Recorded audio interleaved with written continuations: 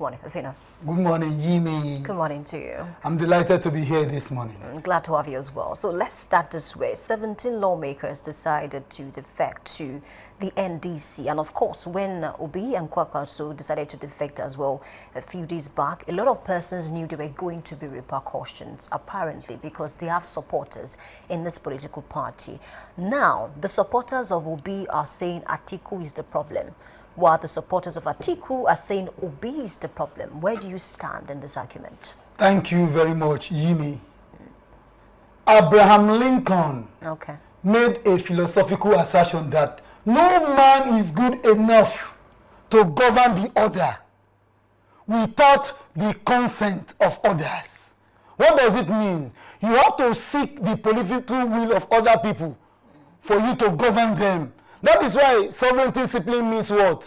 The political will of the people. They will not say sovereignty belongs to the people. Now we are talking about political alignment and realignment on the part of the opposition. Now, PDP ruled Nigeria for 16 years. In 2015, they lost out. Now, APC is the incumbent government currently. And now people want a regime change. That has been the agitations of Nigerians. But now, because of the failure of PDP as a strong opposition party, that was what prompted the idea of certain political figure trying to realign with what? Labour Party realigning with what? The African Democratic Congress. And now we're having what we call the Nigeria Democratic Congress. So we should have what we call a united political front. What we're having now is what we call divided political front. At whose interest? That's the fundamental question to ask. Let me take your mind back to memory lane. Because history has a way of repeating itself. I remembered that when there was tension in the Niger Delta as a result of resource control during the days of militancy in the Niger Delta, oil bunkering, they were bombing oil installation in Niger Delta. Chief Olusegun Obasanjo felt that the only way to douse this tension is for him to choose someone from the Niger Delta. He now decided to choose Dr. Goodluck Ebele Jonathan to be the running mate for late Umaru Musa Yar'Adua of blessed memory. At the end of the day, as vice president. The people of the Niger Delta accepted it. The people of the Niger Delta did not say, no, what we want is the presidency, not the vice president slot. They accepted. So at the end of the day, Vice President Goodluck Ebele Jonathan, as luck would have it, became the president of Nigeria,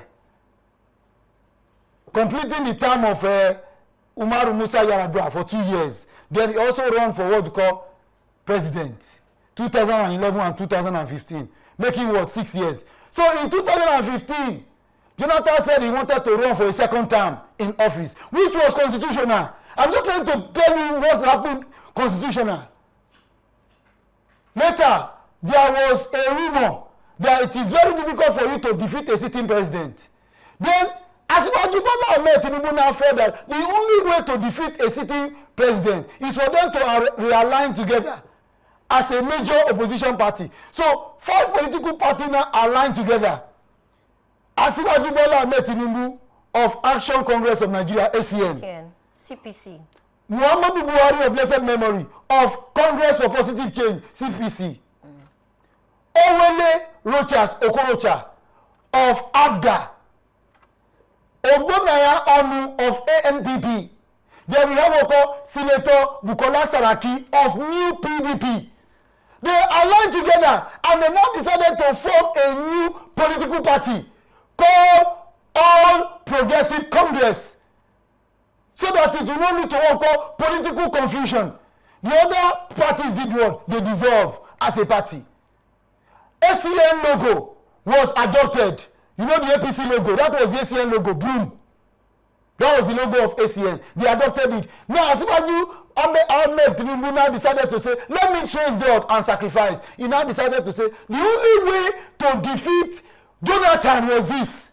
If I say I should go by the idea that it is the South that is ruling Nigeria under Jonathan, and the South must complete a second term in office, we will not win. Let me make that sacrifice. Ofino, what are you getting at? I'm arriving at something. Okay. He now decided to trade off and say, let us go by the way of Muhammadu Buhari from the north. And as far as Bola Ahmed Tinubu now felt that it is not necessary for me to become the vice president because there is going to be a problem. I'm a Muslim. Muhammadu Buhari is also a Muslim. Muslim ticket cannot say true. They now presented Osibajo, who was a Christian. So at the end of the day, what happened? They defeated a sitting president. Do you know what I'm arriving at is this? I will tell you why I said Obi is the problem and why Atiku is also the problem. I'm doing the analysis now. Obi came from the Igbo race. In 2019, he contested as vice president with Atiku Abubakar, 2019, under PDP when he left ABGA. At the end of the day, they lost. He left PDP and in 2023, he contested under Labour Party. He took the what? The third position. Then, that was being zoned to the south. Asiwaju Bola Ahmed Tinubu of APC won that election on the platform of what? Muslim ticket. Now, we are in 2026. People want a regime change in Nigeria. And people are saying that the only way to do it is this. When you look at Atiku's vote, 6 million votes in 2023. Peter Obi's vote, 6 million votes in 2023. Rabi Kwakwanso vote, 1 million vote, 1 million plus votes in 2023. When you add up everything together, it's going to give you what? Almost 14 million plus votes. More than 8 million votes. Of the APC. Of the APC of Asiwaju Bola Ahmed Tinubu. The only way to do it is this. If Atiku emerge as the flag bearer of the party, then Obi now becomes the running mate. Now, Kwakwanso is now being penciled down to be the next FCT minister or the minister of defense, and they align together as a bloc. They are going to defeat Asiwaju Bola Ahmed Tinubu. The game will be over. But that's not happening again, right? No, I'm just trying to tell you that why people are blaming Obi. I told you what happened in 2015. As soon as Asiwaju Bola Ahmed Tinubu have insisted that I'm going to run for a single term of 4 years because it is the South that is in power. Then let's go by the way of South and South contesting. He will lose the election to Jonathan. Okay. So Asiwaju Bola Ahmed Tinubu is a master strategy. He know that the only person to defeat Jonathan was Muhammadu Buhari. So that was what they did at the end of the day. Buhari did not. They won in 2015 as Asiwaju Bola Ahmed Tinubu worked for 8 years let's come before back. he now decided to say he want to run for presidency in 2023, and he won that election. Okay, you said Obi is the problem now. Let me read to you. This man was on national TV yesterday. Honorable Ifeanyi Uzokwe, federal lawmaker, and he said, we left ADC because His Excellency Atiku Abubakar said that coalition was formed in his house, that ADC is his party, and that nobody will tell him anything. What do you make of that? I wouldn't agree with him. Why? Because Alhaji Atiku Abubakar GCM is not the founding member of ADC. All of them are political hijackers. It's just because they have the money, they have the financial resources, they have the political structure, they have what we call the campaign base. When you look at African Democratic Congress and the Nigerian Democratic Congress, they are looking for men and women that are popular. That is why they want to absorb them. But there is a constitution on ground. What is the constitution that makes you eligible to contest? Do you know that every political party has a constitution? Some of the constitution will say, if you are joining our party for now, before you can be eligible to contest, you will have been a member of the party for probably for 2 years or a minimum of 1 year. Sometimes they will say you make what we call financial contribution to the party. There is the what is the constitution of African Democratic Congress saying? What is the constitution of the Nigeria Democratic Congress NDC saying? Okay, Fido. On the issue of defection and membership. Okay, now this and eligibility for contest. Okay, this is another problem now. What's on the street, especially from both parties? They're saying it appears Obi is scared of Atiku, that he doesn't want to go through primaries. Maybe because he's not faced any strong primaries in the past. It was handed over the ticket for Labour Party, without any stress. And so now now this is the argument. This is coming from the ADC Deputy National Financial Secretary, Oladimiji Fabi. He said Peter Obi left the ADC because he was so scared of Atiku Abubakar. Obi and RMK, that's why Council wanted to bring in a coronation. That Obi wanted a consensus to get the ticket, and that's why he left, because the party, or let me say the faction of the Atiku, are asking for a primary, normal primaries, direct primaries. That is internal democracy. Now that we do not have indirect primaries anymore, so they are asking for direct primaries, but Obi is not interested in going through the primaries, and that's you want to hijack the structure on a platter of gold. Power is not served a la carte. I'm saying it, Obi is the problem. He is the problem. He doesn't want to be Nigeria wants a regime change. Okay. We have to be honest to ourselves. We have seen how far APC can go in Nigeria since 2015. Nigeria is highly indebted. Now, when Buhari was in power, he did not remove oil subsidy, fine, but there was a lot of borrowing. When Asiwaju Bola Ahmed Tinubu took over power, on the day of his inauguration, he said oil subsidy is gone. And we knew they generated a lot of money. But now, look at the debt. They are still borrowing and borrowing and borrowing. Nigerians have seen the level of APC's performance, and they want a regime change. I'm not trying to cast aspersion on the leadership of Asiwaju Bola Ahmed Tinubu. I'm just trying to tell you about multi-dimensional poverty under this regime as a result of the outright removal of the oil subsidy. Nigeria want a change. Now, Peter Obi, all things being equal, if Peter Obi contests with Asiwaju Bola Ahmed Tinubu, it will be very difficult for him to win that election. Even with RMK? With RMK, Kwakwanso. Very difficult. There is what we call the Fulani hegemonic dominance in the north. Kwakwanso is an Hausa man. Now, when you are talking about the northern oligarchy, they are the Fulanis. It's there. The Fulani jihad of 1804 is there. Probably Kwakwanso want to liberate the Hausas from the siege of the Fulanis. What if they get a strong person from that region to join the new party? There is one thing you must understand. The game of power is full of intrigues, gimmicks. And now, power is not served what? A la carte. Asiwaju Bola Ahmed Tinubu is a master strategist. Now, they will pump champagne. Do you know why they are pumping champagne now in Aso Rock? They are celebrating because the opposition is divided.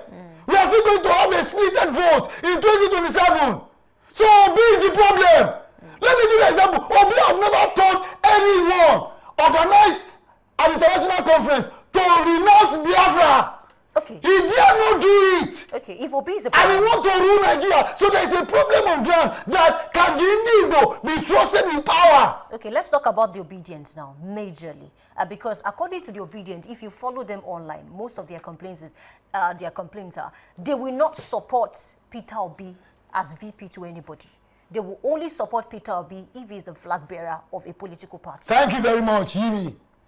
Most of these obedience, they are youth, jobless youth, who were born 2000, who were born from the year 2000. Jobless, I think that's subjective, basically, because, I mean, you can't say the youths are jobless in Nigeria. They don't understand the interests called politics. Really? Obi worked for the junta, military junta, Sani Abacha. How many of these obedience were born during the days of Abacha? Do they understand history? Well, they read. Even though they read, we were part of it. We were part of it. Okay. So I have to be frank and sincere to you. The Igbo cannot defeat a Yoruba man when it comes to election in this country. The Igbo cannot defeat a Fulani Hausa man when it comes to issue of election in this country, except the Hausas and the Yorubas agree that let us concede. I know what I'm saying. Obi is the problem when it comes to the issue of a coalition of the opposition. Why is he afraid of direct primaries? Because he's, according to some people, it's obvious he's not going to win. Who says he's not going to win? I mean, that's what. Muhammadu Buhari did not support Asiwaju Bola Ahmed Tinubu during the APC National Convention. But would you compare the influence of... The sitting president did not support the national leader of the party. But Asiwaju Bola Ahmed Tinubu, a master strategy. We all knew what happened that day. Are you going to compare the influence of Tinubu with that of Peter Obi in Nigeria? In terms of, politicking, basically? No, Obi is a baby politician. Okay. He's a baby politician. He does not understand the interests of politics. If not for the death of Yar'Adua, do you think the people of the Niger Delta will become president? The minority cannot rule over the majority. Majority will always have their way. Why the minority will have what? Their say. So the supporters of Obi are also saying something now. They are saying, why can't Atiku step down for Peter Obi and become an elder statesman? You don't have any moral right to say somebody should step down. Okay. You don't have any moral right. Somebody want to serve the country and I'm discouraging him. I wouldn't do that on moral ground.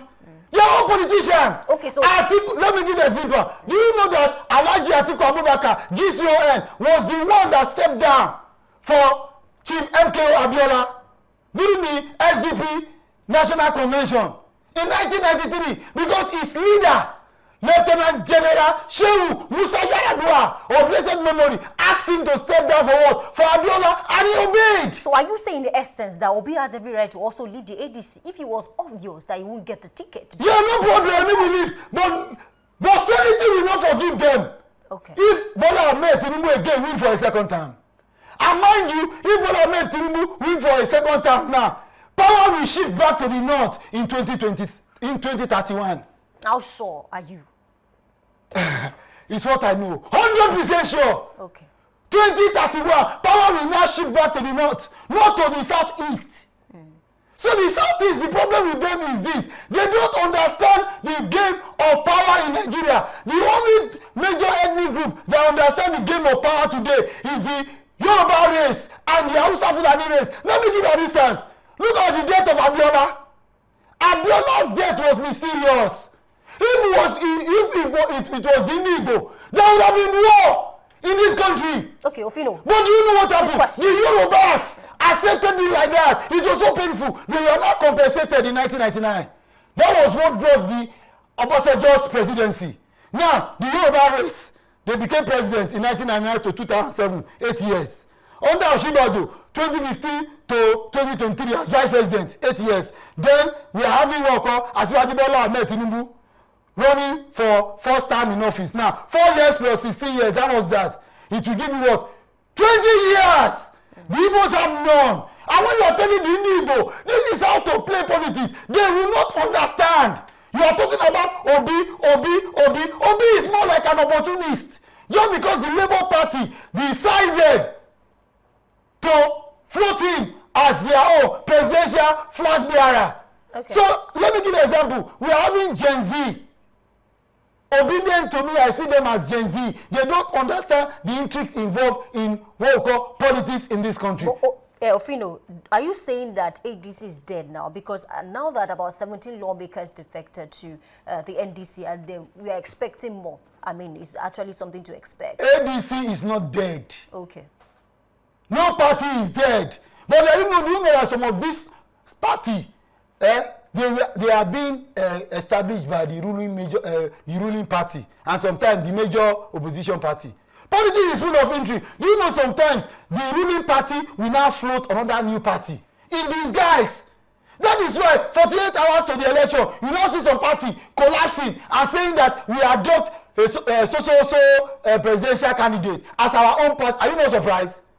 But each political party was supposed to present their presidential candidate. But sometimes, 48 hours to the election, you see some party telling you that no, we have decided to adopt the presidential candidate of the ruling party. Go and look at it very well. It's a political strategy. Sometimes they will not adopt the major opposition party, the presidential candidate of the major opposition party. So both the ruling party and the major opposition party, they used to float what we call other parties. Okay, I asked that question, Ofino, because If it's not up to 48 hours and about 17 lawmakers left and went to the NDC, is that not too much influence? I mean, speaking about Peter Obi. Let me give you an example. For now, there are 32 governors with President Ahmed Bola Tinubu. 80% of the members of the National Assembly are for him. That does not guarantee that he's going to win the election. And because at the time, even Jonathan had about 28. Yes! Jonathan had governors with him. And he lost that election. Even before the final result, Jonathan called that he has accepted defeat.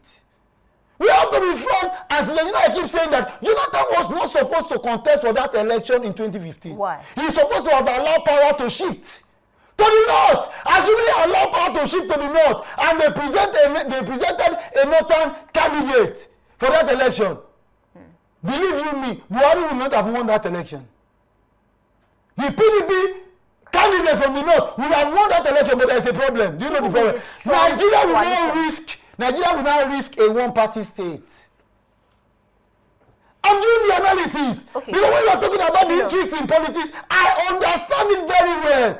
There is no morality in it. Asiwaju Bola Ahmed Tinubu is a master strategist, a consummate grassroots politician. He knew that the only way to take over power is by what? Coalition. After doing the coalition, they form a new political party. And after that, he exercised patience. Okay, let's tweak this, Ofino. What if Atiku now decides to defect to the NDC now and decides to maybe just allow Peter Obi to run and Kwakwanso? If they are doing something like that, Nigeria will never take them serious anymore. Why? There is a problem on ground. Issue-based campaign. But you just gave an example of the 2014-2015 coalition of when these people came together and decided to say, okay, it's not our turn. You can unseat a southern president. So what if Atiku also decides to step down? Let me give you an instance. Asiwaju Bola Ahmed Tinubu, GCFR, is the founding father of ACN. Late Major General Muhammadu Buhari, GCFR, is the founding father of what? CPC. Alhaji Atiku Abubakar is not the founding father of ADC. But it's a big shot in ADC. Would you agree? Mr. Peter Obi is not the founding father of what? NDC.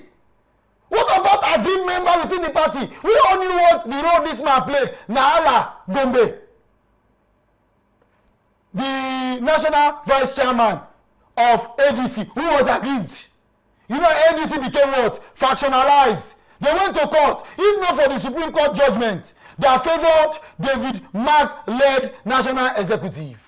We have to be frank and sincere. Okay, so Fido, I want to ask you a very quick question now. Defecting to another political party to ensure that you get what you want, is it a problem? Now, because even the current president, President Bola Ahmed Tinubu, left SDP for AD, then to ACN, and then he formed APC. He was defecting just so he did not defect. Okay, so what happened? Tell me. He did not defect. He didn't defect from SDP to another political party. Okay, tell me. Because that election, I was part of it. Okay, tell me. The Socialist Democratic Party, SDP, their symbol was a white horse. Presidential candidate, Chief MKO Abiola, GCFR of blessed memory. Then we have what we call National Republican Convention. Their logo was eagle. Now, it was two major political parties that contested. At the end of the day, the election was won and lost. Out of 30 states, it was assumed that NRC won 16, SDP won 14. Because there was a problem in Lagos. The candidate they defeated had a controversial issue. That was why Lagos now lost to NRC. It was SDP that won in Lagos. But because of the controversy surrounding the candidate, it's just like you presenting two candidates rather than presenting one. So that was why they lost it. It would have been 15 versus 15. I still want you to explain. No, I will explain to why you. You think so a time came, SDP as a party was no longer functional like that. Do you know that SDP was not one of the parties that contested in 1999? The three major parties that contested in 1999 were three. People's Democratic Party, PDP. We have what we call Alliance for Democracy, AG.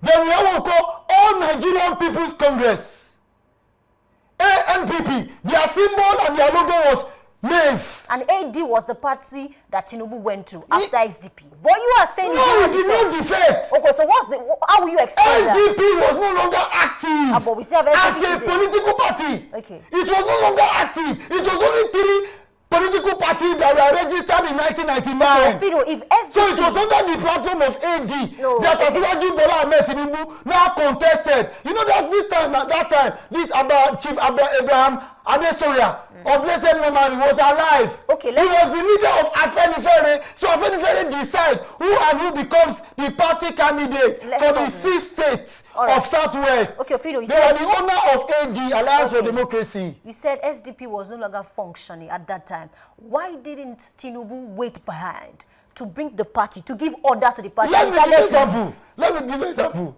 There is one thing you must understand. Political ambition. Okay. It's just like when you are determined to run a PhD program.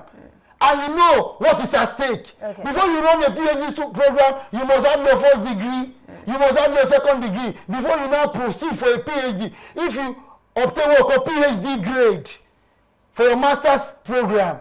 So there are things that are very fundamental. He is a politician. He was a serving senator of the Federal Republic of Nigeria in 1993. Now, in 1999, it was only 3 political parties that were registered. So he now contested under AD and won. So when there was a problem in 2003, he decided to contest under the platform of Action Congress. And if we are talking about left AD. No, he was the one that renamed AD. Okay. Because he wanted to create his own political dynasty. Okay. Because he felt that the only way to create his own political dynasty was to float a new political party. And that new political party was called what? Action Congress. But not all members of AD followed him to ACN. Yes or yes? Not all will follow you. So AC from AC now. AC now became modified to become Action Congress of Nigeria, ACN. So ACN stopped to exist in 2015 after the coalition. Now let's solve this, Ofino, because of so time. So we don't call it defection. It wasn't defection. Okay, if you don't call it defection, now it was political alignment and realignment. You mentioned that Tinubu decided to align with AD because SDP was not functioning well at that time. Is that not the same thing that Peter Obi did at the point when he left Labour Party because of crisis? Is that not the same thing that Atiku did because of political ambition? I'm going somewhere. Is that not why he left PDP for another political party, because it was obvious they were not going to zone? There's one thing I will tell you this morning. There are 2 criteria for you to be nominated. 1, popularity. 2, acceptability. Okay. Political parties don't compromise with these 2 criteria. How popular are you? How are you as being acceptable to? Do you know that what happened? Nigeria will be APC came to power through propaganda. Do you know the propaganda? Tell me. Change. Okay. The change mantra was a propaganda. Nigeria did not ask question. Was it positive change or negative change? When Muhammadu Buhari now came into power and people now became, look at the way these people are ruling us. They told us that within 6 months there will not be anything called Boko Haram anymore. Nothing like Boko Haram. That was what they promised Nigeria. A part of the promise, speaking about the change, was that Buhari was also I don't know the word to use now. It was said at that time that Buhari was coming to save the Talakawas, the poor.